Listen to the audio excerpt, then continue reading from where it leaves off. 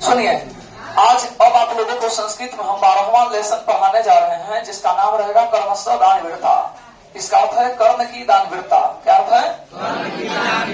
सुनिए, यह बात सुप्रसिद्ध ग्रंथ महाभारत के उद्योग पर्व से लिया गया है, जिस खंड में कौरव और पांडव युद्ध की तैयारी का चर्चा करते हैं।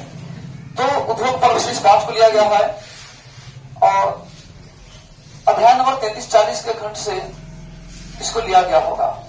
ऐसे जहां से हो उद्योग पर्व से इस बात को लिया गया है। एक पार्टी का नाम है कौरव और दूसरे पार्टी का नाम है पांडव। दो पार्टी में लड़ाई हुई थी। पांडव में 5 थे। कौन कौन? युधिष्ठिर, नकुल, सहदेव और अर्जुन, भीम। 5 लोग थे ना, ठीक। और पांडव में ये तो होगा 5 लोग। कौरव में बहुत सारे लोग थे, लेकिन एक महान योद्धा थे जिनका नाम है कर्ण। क्या नाम है? तो कर्ण एक ऐसे महान योद्धा थे जो कुंती के पुत्र थे, मतलब पांडव के भाई थे, लेकिन कुंती के कौमार्यावस्था में ही इनका जन्म हुआ था कर्ण का। तो लोक लज्जा की दृष्टि से इनको पानी में बक्सा बंद करके प्रवाहित कर देगा और इनको किसी ने छान लिया था, बचा लिया, और जिसने इनको बचाया उसको अपना पिता समझे, उनको अपना माँ समझे और उसी परिवार का अपना सदस्य समझे, और उसी पक्ष में इन्होंने लड़ाई किया, मतलब कौरव पक्ष से। और कुंती के पुत्र थे, लेकिन कुंती इनको स्वीकार नहीं करती थी। और क्या रहा कि कौरव पांडव की लड़ाई में कर्ण के पास एक ऐसा दिव्य कवच कुंडल था जो जब तक इनके शरीर से स्पर्शित रहेगा तब तक इसको देव और असुर मिलकर भी मार नहीं सकते। और पांडवों की सुरक्षा के लिए, युद्ध निर्णय देने के लिए कृष्ण भगवान यहाँ पर इकट्ठा थे। तो कृष्ण भगवान जब जुड़े थे तो इनका भेद जानते थे। देवराज इंद्र जो स्वर्ग का राजा है, जो देवताओं का मालिक है, उनको भेजा जाता है कि जाइए भिक्षा में मांग लीजिए, कर्ण अपना कवच कुंडल दे सकता है, क्योंकि बहुत बड़ा दानी है। तो देवताओं का राजा इंद्र, राजा जो देवताओं का राजा है, आज इनके सामने भिखारी बनकर आया है। इससे बड़ा समय कभी नहीं आएगा। यह समय समझ करके कर्ण अपना कवच कुंडल खुशी खुशी इंद्र भगवान को दे देते हैं। भास द्वारा लिखे गए कुल 13 नाटक प्रसिद्ध हैं, जिसमें कर्णभार नाम के नाटक से इस पाठ कर्मस्थ दान वीरता को लिया गया है। सबसे पहले ब्राह्मण के रूप में इंद्र प्रवेश करता है, मतलब नाटक के मंच पर उपस्थित होता है। ब्राह्मण के रूप में कौन आया? इंद्र। आकर बोलता है कि हे सूर्य भगवान, दिन के देवता, आज का समय मेरा कैसा गुजरेगा। ऐसा ही कुछ बोल रहा था कि कर्ण का ध्यान भंग होता है। सामने एक ब्राह्मण को वेश धारण के किसी व्यक्ति को देखकर प्रणाम करते हैं। ब्राह्मण देव, कहिए मैं आपको सबसे पहले प्रणाम करता हूँ। आज तक इंद्र को किसी ने प्रणाम बोला ही नहीं था। कंफ्यूज हो गया इंद्र, संदेह में पड़ गया, मैं इसको प्रणाम को क्या आशीर्वाद दूं। बोलता है सूर्य इव चंद्र इव हिमान इव सागर इव तिष्ठतु तेजस। हे कर्ण, सूर्य की तरह, चंद्रमा की तरह, सागर की तरह था ये हिमालय पर्वत की तरह तुम्हारा यश स्थित हो, यशस्वी होने का आशीर्वाद दिया। फिर बोलते हैं भगवान, आपने मुझे दीर्घायु होने का आशीर्वाद क्यों नहीं दिया? अथवा यही मेरे लिए शुभ नहीं है, क्योंकि एक राजा के लिए चाहे कोई कुछ भी बोले उसको स्वीकार करना चाहिए, उसका परिमार्जन करके सुधार करना चाहिए। एक श्लोक याद पड़ रहा है महाराज कर्ण को, धर्मो हि यत्ने पुरुषेण साध्यो भुजंग गजेवाच परा निपस्त्रियः तस्मात् प्रजापालन मात्र बुद्ध्या हते सुदेह सुगुणा धरन्ते। धर्म का पालन यत्न पूर्वक करना चाहिए, क्योंकि राजलक्ष्मी सर्प जिह्वा की तरह चंचल मानी गई है। मेरा धर्म प्रजा पालन का धर्म है। इस अर्थ में मुझे जो कुछ भी कहा जाता है उससे मैं हार्दिक रूप से स्वीकार करता हूँ। ठीक कि वक्षसी भगवान की महम ददामी। कहिए भगवान, आपकी क्या इच्छा है, मैं आपको क्या दे दूं? बोलता है कि मुझे तो बस केवल भिक्षा चाहिए, मंत्रा भिक्षा में चाहिए, मुझे भिक्षा चाहिए। कर्ण बोलता है कि मैं आपको 1000 सजाई गई गाय देता हूँ। कर्ण बोलता कितने गाय लेकर कितने का दूध पीऊंगा? नहीं करने नहीं इच्छा है। समझ गया अच्छा है कि ब्राह्मण और गाय को न कह दिया, ऐसा हो नहीं सकता। निश्चित ब्राह्मण नहीं है, वेश धारण करके आया है, बदल करके कोई दूसरा चीज है।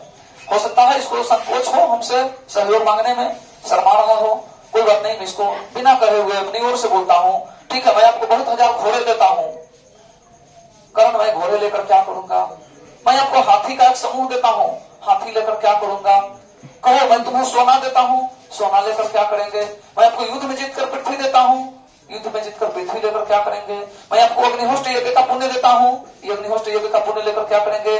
बोलता कि तो कहिए मैं अपना मूड़ी काट के दे दूं। बोलता कि ऐसा नहीं, ऐसा नहीं। बोलता कि अंतिम ऑप्शन सुन लो बेटा। बेटा नहीं, इंद्र भगवान को ब्राह्मण दो। सुनिए अंतिम ऑप्शन क्या है? एक श्लोक है, आप लोग ही बोलिएगा। अंगई सहैवम जनितम मम देहरक्षा देवासुरैरपि न भेदमिदं सहस्रे देयं तथापि कवचम सह कुंडलाभ्याम प्रीत्या मया भगवते रुचितम यदि स्यात्। बस चुप रहिएगा कि मेरे जन्मजात अंग के साथ एक ऐसा दिव्य कवच कुंडल प्राप्त हुआ जिसे हजारों असुरों और देवों द्वारा एक साथ मिलकर भेद करने पर भी चोट नहीं पहुंचाया जा सकता। ऐसे कठोर तत्वों से निर्मित कवच कुंडल यदि आपकी प्रसन्नता मुझ पर हो तो कहीं मैं देने के लिए तैयार हूँ। मतलब अगर आप खुश हैं मुझ पर, तुम देने के लिए तैयार हैं। मतलब कोई मुझ पर खुश हो, इतने के लिए राजा क्या नहीं कर सकता। एक राजा कर्ण है और एक ब्राह्मण के लिए इतना कुछ करने के लिए तैयार है। और हम लोगों को अगर कोई कहे कि तो बहुत ज्यादा खुश है तो टाइम से पेमेंट केवल दे दे, इतने कहता कि बस मुद्दा आ गया पेमेंट का। ऐसी बात नहीं, ठीक। और इंद्र सुने ऑप्शन कि कवच कुंडल भी देने के लिए राजी है, खुश हो गया, सुनते ही बोला वाह वाह दे दो दे दो। समझ गया कि अच्छा है कि कवच कुंडल लेकर तुम करोगे क्या, तुम्हारे फुल फिट साइज का भी होगा या नहीं, ये कोई ठिकाना नहीं, फिर भी क्या करोगे लेकर। ये निश्चित ही कोई छलिया कृष्ण का ही उपाय होगा। लेकिन खैर दान देने की बातों को सोचकर देर करना धिक्कार है, मैं इसे तुरंत दे देता हूं। लेकिन वहां शल्य नाम के एक दूसरे राजा थे, बोलते हैं कि अंगराज न दातव्यम न दातव्यम, कवच कुंडल नहीं देना चाहिए नहीं देना चाहिए। अंगराज मतलब अंग देश के राजा, अंग देश कहते थे भागलपुर मुंगेर के क्षेत्रफल को। भागलपुर से मुंगेर के एरिया जो है उसको कहते थे अंगराज, अंग देश कहते थे। और उस अंग देश का राजा थे कर्ण, इसलिए इनको कहते अंगराज। क्या कहा गया? अंगराज। कौन बोला इनको? शल्य नाम का एक राजा है, वो शल्य देश के राजा है। वो दूसरे राजा थे इनके सामने उपस्थित, वो बोलते हैं अंगराज कवच कुंडल आपको नहीं देना चाहिए। बोलते हैं कि शल्यराज मैं क्या समझ कर दे रहा हूं, तुम भी सुनो। फिर एक श्लोक बोलते हैं, आप लोग मत बोलिएगा, केवल मैं बोलता हूं, सुनेंगे आप लोग। शिक्षा क्षयं गच्छति काल पर्याप्त सुभद्र मूला निपतन्ति पादपाः जलम जलस्थान गतम च सुसति भूतम च दतम च तथैव तिष्ठति। सो गया क्या जी लोग? तो बढ़िया से बैठो, ऐसे कहा बैठा हुआ चलो हो रोगी मॉडल, बढ़िया से रहो। सुनिए, शिक्षा भी समय बीतने के बाद मिट जाती है, धारा प्रवाहित नदियां भी अपने जल से विहीन हो जाती है, बड़े बड़े पेड़ भी जड़ से धाराशायी होकर गिर जाते हैं, लेकिन दान और हवन सदैव अक्षुण्ण रहता है। इसलिए कभी किसी व्यक्ति को कोई एक बच्चा जाओ पंखा बंद करवा के आओ तो जी ऑफिस से डायरेक्ट है बंद होता है, जाओ ना जी एक बच्चा जाओ कोई। हाँ, तो दान और हवन हमेशा जो है अक्षय होता है, इसलिए मैं इसको दान दे रहा हूँ, ऐसा सोच करके अपना कवच कुंडल उनको निकाल कर दे देता है और कवच कुंडल से बाद में रहित हो गया। लेकिन इस बात को प्रसन्नता थी कि हमने इतने बड़े व्यक्ति को, राजा को, स्वर्गपति को, देवताओं के नरेश को हमने यहाँ पर भिखारी के रूप में देखा है। इस प्रकार से यहाँ पर इन्होंने अपना संदेश दिया कि अगर कोई दान लेने वाला व्यक्ति महान हो तो अमूल्य चीज उपहार देने में भी किसी को कोई संकोच नहीं होना चाहिए। हो गया? कुछ क्वेश्चन पूछते हैं, जल्दी से जवाब देंगे। कर्ण सबसे पहले क्या देना चाहता है? 1000 गाय। ठीक। कर्णस्य दान वीरता के लेखक कौन है? भास। अच्छा, भास द्वारा लिखे गए कुल कितने नाटक हैं? 13। बहुत अच्छा। आगे बताइएगा, कर्णस्य दान वीरता किस नाटक से लिया गया है? कर्णभार रूपक से लिया गया है।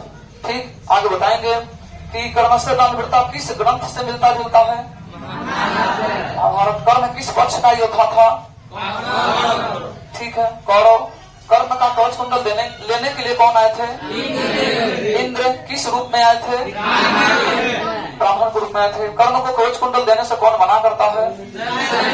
शल्यराज। अंगराज के नाम से किसे संबोधित किया गया है? कर्ण को। ठीक हो गया, जय हिंद।